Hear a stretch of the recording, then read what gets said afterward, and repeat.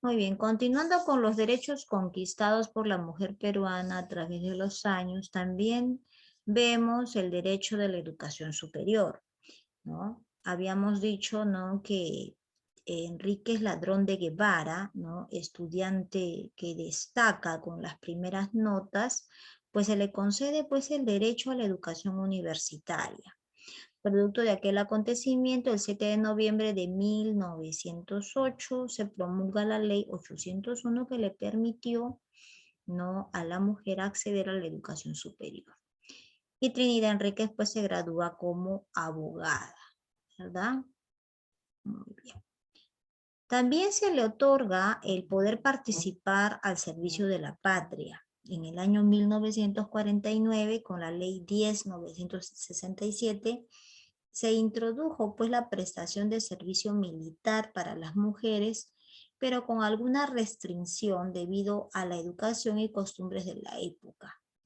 7 años después, ¿no?, las mujeres fueron incluidas en la Policía de Investigaciones del Perú, ¿no? La Policía del Perú fue la primera institución en América Latina en incluir a las mujeres en las filas, ¿no? En ese tiempo pues estaba aquí en el Perú pues un gobierno pues militar, el gobierno del señor el general Manuel Ugría. Entonces es por eso que se decide pues también insertar a la mujer, ¿no?, dentro de la vida militar, dentro del servicio, mejor dicho, ¿no? Vamos por aquí. Muy bien. Luego también se ve la incursión de la mujer en la política, ¿no? Fue un año, dice, después de haberles otorgado el derecho al sufragio, que Irene Silva Linares de Santolaya fue elegida como primera mujer senadora nacional del Perú. Junto con ella, 8 mujeres fueron elegidas para conformar la Cámara de Diputados. Como les decía, ¿no? O sea, el pedido de la esposa de Odría, ¿no?, en ese tiempo tenía pues condiciones y las mujeres pues pudieron alcanzar su derecho tan anhelado de ser ciudadanas, de poder votar en una alcaldía, ¿no?, de poder participar como senadoras y también ser elegidas en una Cámara de Diputados. Ahora, en el año 2003, durante el gobierno de Alejandro Toledo, pues la abogada Beatriz Merino también se convierte en la primera presidenta del Consejo de Ministros, ¿no? Ahora, en el año de 1918 se promulgaba pues la ley 2851 que se crea pues las salas cunas en los centros laborales donde había pues mujeres trabajadoras. Entonces estas madres podrían dar de lactar a sus bebés durante esa jornada. Sin embargo, pues la ley fue derogada durante el gobierno de Alberto Fujimori en el año 95. 4 años más tarde, se otorga este derecho solamente hasta los 6 primeros meses de vida del bebé, ¿no? O sea, por eso que ahora se habla de el derecho de la lactancia, ¿no? Entonces, muchas veces solamente son 2 horitas en un día y solamente 6 meses, nada más. Ahora, fue en el año 2001 que a través de la ley 27591 se consiguió el derecho hasta que el niño cumpla su primer año de edad, en el 2001. ¿No? En el 2006 el derecho de lactancia se extendió hasta 2 horas en los casos de partos múltiples, ¿no? Y reciente triunfo, pues la tipificación del feminicidio fue promulgada en el 2011. Antes no se conocía este tipo de delito, ¿no? Pero como tiene ciertas características, fue considerado, ¿no?, o tipificado, mejor dicho, como feminicidio, ¿no? Y se consigue pues el artículo 107 del Código Penal, ¿no? Se modifica y se incluye pues en él este tipo de delito, ¿no? Que hasta la fecha antes solamente aparecía el llamado pues parricidio, ¿no?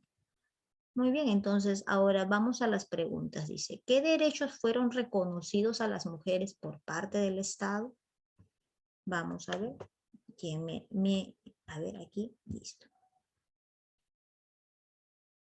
Vamos a responder la pregunta. Dice, ¿qué derechos fueron reconocidos a las mujeres por parte del Estado? A ver, voluntarios, según la lectura. ¿Mm? A ver, según la lectura. Nadie. ¿Qué derechos fueron reconocidos? A ver, vamos a preguntarle entonces, a ver, voluntarios. Vamos a preguntarle a una dama. Vamos a preguntarle a ver, Grace Calva. A ver, Grace Calva. Dígame, ¿qué derecho fue reconocido por el Estado a las mujeres? A ver, ¿qué derechos? Mencióneme uno, para que le pueda dar... ¿Ya? ¿Te escucho? Grace, no se te escucha. Grace, escríbelo en el chat, por favor, porque no se escucha. Ya, gracias. Briana Pareja, ¿qué derechos fueron otorgados por el Estado a la mujer? Briana Pareja. ¿Me escuchas, Briana? Bueno, mientras Grace va escribiendo, vamos siguiendo preguntando. A ver, otra chica. Jessica Tapia. A ver, Jessica Tapia, ¿me escuchas? Jessica. Bueno, entonces vamos a esperar aquí a... Creo que ya escribió en el chat. No, no escribió Carlos en el chat. Alguien levantó la mano. Gerson, a ver, te escucho, Gerson. Creo que fue el derecho al sufragio, gracias a que Irene Silva fue elegida una de las primeras mujeres senadoras nacionales del Perú.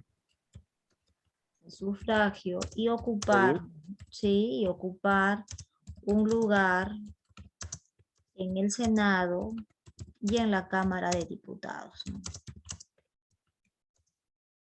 En ese tiempo teníamos Cámara de Diputados y Cámara de Senadores.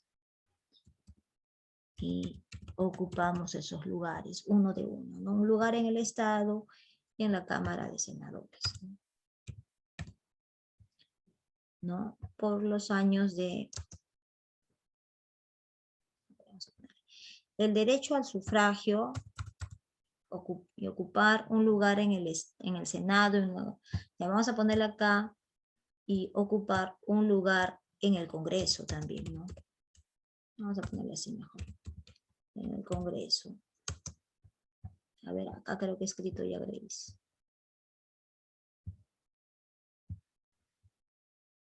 A ver, a votar y participar en la política, correcto. Dice, derecho al sufragio y ocupar un lugar en el Congreso, ¿no? Congreso, coma,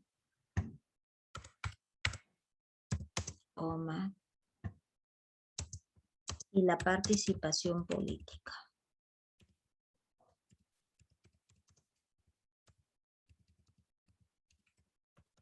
Ustedes habrán oído de la ley de los pares en Congreso, que así como hay participantes de la lista, ¿no?, de partidos políticos, así como hay hombres, también tiene que haber mujeres, ¿no? Entonces, para que nuestro Congreso sea, pues, balanceado, sea equilibrado, ¿no?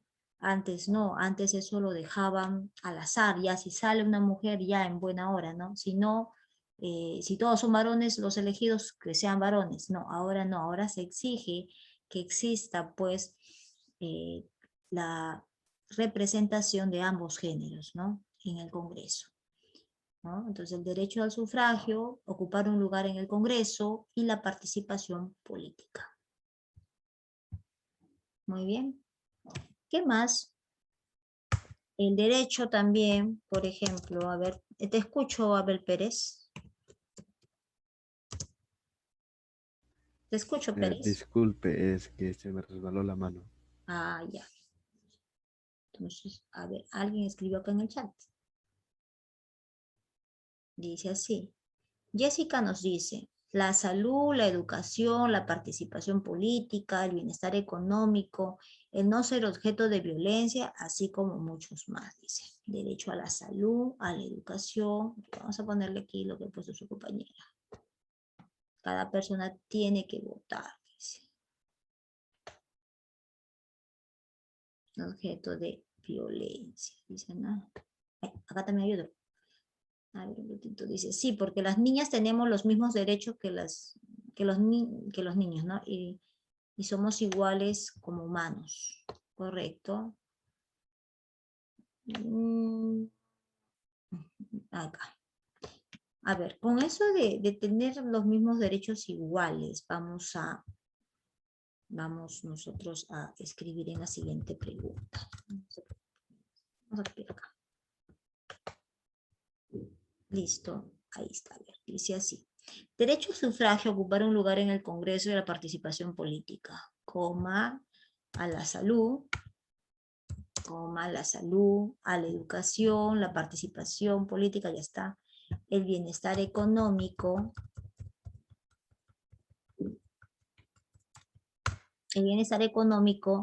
el no ser objeto de violencia, correcto, punto. Ahora, si me preguntan, ¿todos los ciudadanas y los ciudadanos tendrán igualdad de derechos? ¿Ustedes qué dicen? ¿Sí? ¿No? ¿Por qué? A ver.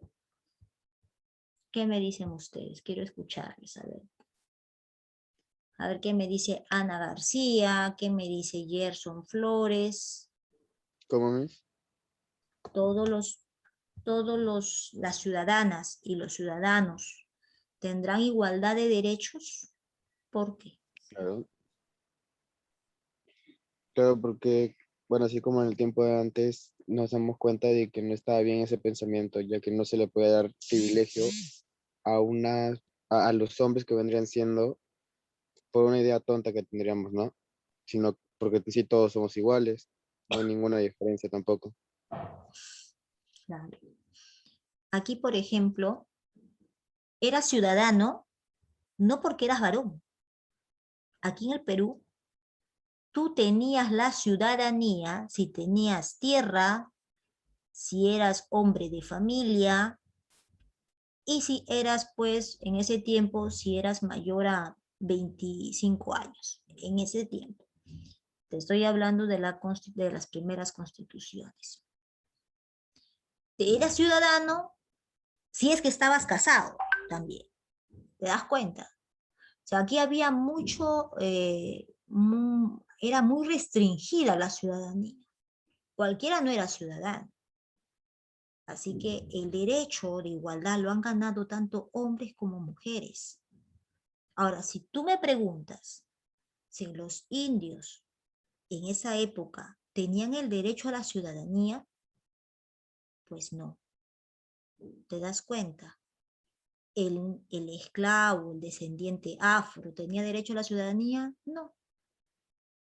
Estamos hablando simplemente de aquellos que tenían tierras, estaban casados, tenían una familia y tenían una dote.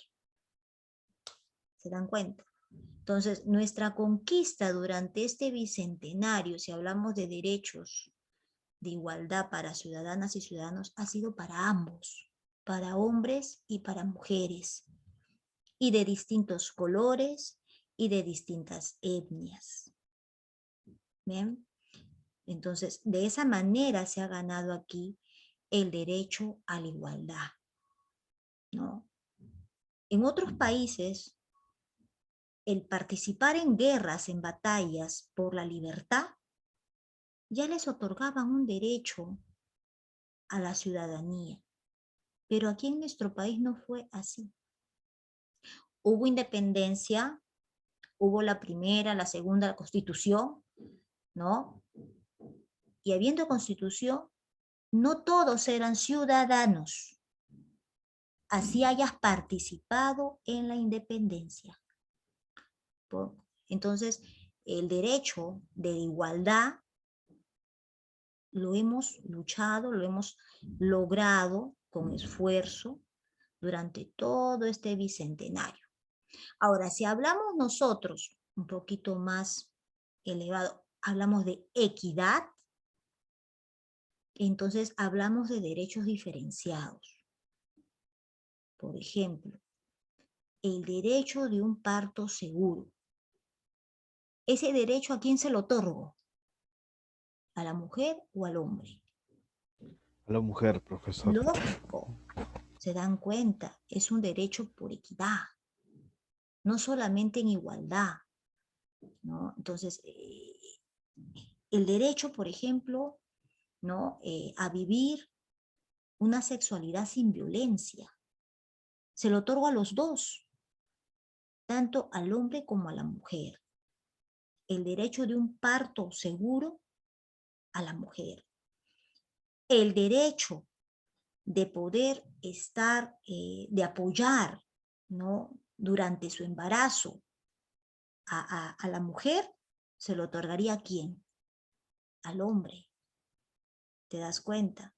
Entonces, esos son derechos por equidad, ¿no?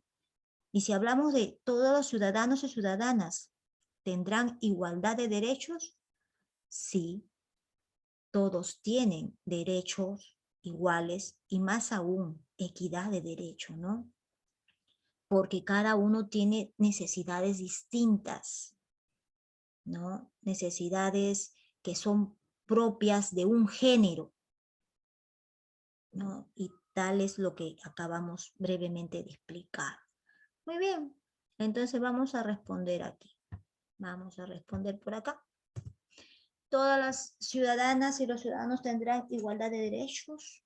Sí, ante la ley.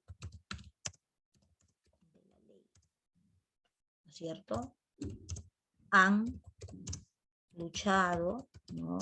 Por obtener esos derechos. Por eso yo digo, ¿no? Cuando ustedes se sentaban, ¿se acuerdan? No sé, bueno, algunos de repente recordaban lo que les decía. Es muy fácil sentarse hoy en un pupitre y estudiar, ¿no? Porque tú no has vivido batalla, luchas, ni guerras, ni discriminación. Tú no has estado en esas épocas de conflicto, ¿no? Entonces tú debes estudiar mucho mejor, ¿no? A comparación de esas generaciones que han estudiado en épocas tan convulsionadas, que ni siquiera tenían derecho a continuar sus estudios, ¿no? Por ejemplo, yo recuerdo que mis abuelos, ellos no llegaron al colegio, ellos estudiaron en las parroquias, porque el cura tuvo la buena voluntad de enseñarles a leer y a escribir. ¿Se dan cuenta? En cambio, ya los nietos han podido tener acceso a las universidades, a los colegios, ¿no? Entonces ustedes tienen que tener la mejor disposición para poderse abrir al éxito, ¿no? Entonces, ante esta pregunta, ¿no? Si ante la ley, sí somos iguales, han luchado por obtener esos derechos y los derechos por equidad, ya que también tienen, ¿no?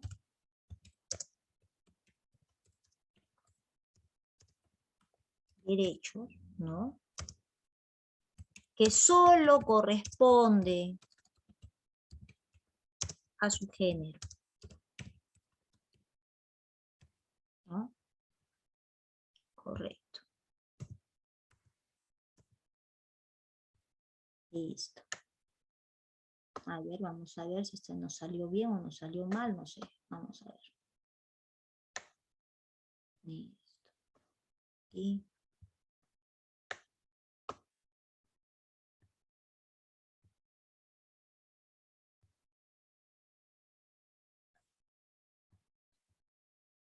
Listo, ya está. Muy bien. Entonces hemos dicho, ¿no? Derecho al sufragio, ocupar el lugar en el Congreso, en la participación política, la salud, la educación, el bienestar económico y el no ser objeto de violencia. En la segunda pregunta dice, sí, ante la ley han luchado por obtener esos derechos y los derechos por equidad, ya que también tienen derechos que solo corresponden a su género, ¿no? Muy bien, entonces ya tenemos las respuestas de nuestras lecturas. Ahora nos vamos a algunas preguntas que van a responder ustedes en su WhatsApp, ¿no? En su WhatsApp. Vamos aquí. Dice la primera, de preferencia en audio. ¿En qué hemos avanzado como país en estos últimos años? Segunda pregunta, ¿habremos logrado avances como país? Ustedes dirán sí, no. ¿Y qué problemas persisten? ¿Qué desafíos nos toca afrontar? A ver, por aquí creo que alguien en el chat me escribe algo. A ver, En el primero, sí, en algunas partes del lugar, como hemos dicho, ya, ya se puede, ya llega la tecnología que está en la ciudad central del Perú. En pocas ya. palabras, su comunicación es mucho mejor, pero hemos logrado avances. También hay algo malo, el analfabetismo. Lo que, Analfabetismo. ajá, Perfecto. es que la educación no es tan buena ya y ellos necesitan ayuda, así que vienen a Lima a tomar clases.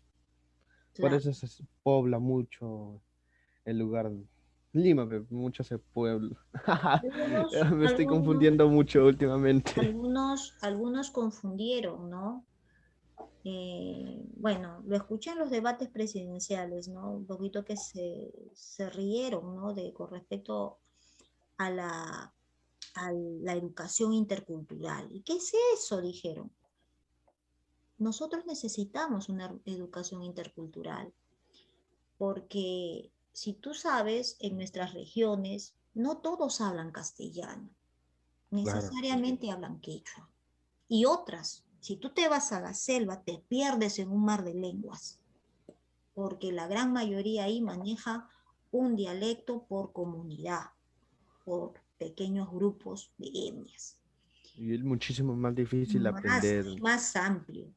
porque los Eh, libros no están adecuados a su lenguaje, así que a las malas tienen que aprender. Yo he visto un documental que los padres lo castigaban durísimo a los chibolitos para que aprendan español. No, y muchas veces de la selva, y eso les hago el comentario, ¿no? En la selva se habla pues muchas lenguas amazónicas y cuando ya el niño ha aprendido esa lengua amazónica, ya le es difícil entender el castellano. En la selva hay un potencial, yo no sé a qué se debe, pero hay un potencial de nivel cognitivo muy alto. Y eso lo saben. Esos chicos que hablan esas lenguas amazónicas tienen un alto potencial intelectual y aprenden rápido el inglés, pero tú mándales al castellano, sufren, no Profesora, ¿sabía aprenden. el ¿Y chino qué y el pasa? castellano? Ellos vienen aquí en comunidades pequeñas a aprender el castellano. Cuando ingresan a las universidades, logran entender más o menos el castellano, pero ya cuando se les hace muy difícil, abandonan muchas veces la carrera, ¿no? Entonces, necesitamos una educación intercultural que llegue pues a la Amazonía, que llegue también a los quechohablantes, ¿no? Y por qué pensar que solamente Lima es la realidad del Perú es inconcebible. Nuestro Perú es muy profundo, hay zonas que nosotros no conocemos, comunidades que algunas recién se están conociendo y están apareciendo a la vista del mundo. Entonces, entender que tenemos que continuar con ese avance, ¿no? Y así como de repente nos ponen el francés, que también nos pongan el quechua, que también nos pongan por lo menos un dialecto amazónico como parte del curso, como parte de la currícula básica regular, porque es necesario. Por ejemplo, si ustedes alguna vez les toca trabajar en provincia, ¿de qué manera se van a comunicar con los comuneros, con las comunidades indígenas? Con su quechua, con su castellano no van a poder hacerlo, con inglés menos. necesariamente tienen que hablar un idioma, al menos aquellos, un idioma pues nativo, ¿no? Porque aquellos que, por ejemplo, son ingenieros, llegan a trabajar adentro, necesariamente tienen que dialogar con las comunidades, ¿no? Acercarse a ellos en su dialecto. Muy bien, entonces les dejamos estas preguntas que están aquí en WhatsApp, ya se las voy a enviar en breve y vamos a explicar el trabajo de hoy, ¿no? El organizador visual, ¿no? Sobre la problemática y desafíos del Bicentenario. Para eso ustedes tienen aquí la lectura, desafíos y metas del Perú en el Bicentenario, ¿ya? Esa es la lectura. Y de esa lectura, ustedes en equipo, ¿ya? En equipo, hemos dicho en equipo, vamos a ponerle aquí, insertar, Mis equipos de 6. equipo de 5, equipo de 6, ustedes comparten la lectura y elaboran este esquema. Miren, en este esquema yo he puesto 3 avances, 3 problemáticas, 3 desafíos. Pero ustedes de repente pueden plantear algo más que de repente puedan revelar en la lectura. Entonces ustedes tienen que, mejor dicho, identificarlo, escribirlo o describirlo en el esquema o en este organizador visual, ¿ya? Muy bien. Aquí ponen ustedes el nombre de sus integrantes, no se vayan a olvidar, ¿ya? Y cuando ustedes lo suban a su Classroom, tienen que subir el trabajo en grupo. Hay algunos que me suben solamente las preguntas. No, tienen que subir su trabajo en grupo y sus preguntas, no se vayan a olvidar. Muy bien. Seguimos por aquí. Vamos a agrandar esto.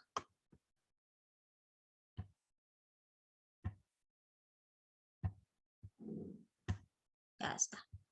Entonces ya saben, ahí en un cuadradito le ponen los nombres de 5 a 6, ya saben, hacen su esquema, su organizador. Si ustedes quieren lo hacen más bonito, yo solamente estoy mostrando un boceto, ustedes lo pueden mejorar, ¿no? Pueden mejorar incluso la presentación. Ok.